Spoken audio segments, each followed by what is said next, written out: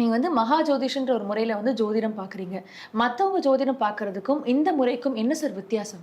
ஒரு வித்தியாசமும் கிடையாது. எல்லாம் ஒரே ஜோதிடம் தான். இது பட்டை தீட்டப்பட்ட அரிசி, அது பட்டை தீட்டப்படாத அரிசி. ஜோதிட புத்தகங்கள் எல்லாம் ஒரு காலகட்டம் வரைக்கும் தான் புத்தகங்கள் உருவானது. அதில நெறைய அப்டேட்டடான வெர்ஷன் இல்ல. இப்ப நம்ம என்னெல்லாம் பார்க்குறோம், ஒரு ஏரோப்ளேன் பார்க்குறோம், ஒரு கப்பல் பார்க்குறோம், ஒரு கம்ப்யூட்டர் பார்க்குறோம், பென் டிரைவ் பார்க்குறோம், செல்ஃபோன் பார்க்குறோம், இன்னும் வேறு என்னென்னவோ ப்ரொஜெக்டர் பார்க்குறோம். இதெல்லாம் பழைய ஜோதிட முறைகள்ல சொல்லியிருக்காங்களான்னு பார்த்தா எதுவும் சொன்னதில்ல. அப்போது இந்த காலகட்டத்தில் இதெல்லாம் அனுபவிச்சுட்ருக்கோம். அப்போ இது கிரகங்கள் உருவாக்குனதா தானே இருக்க முடியும்.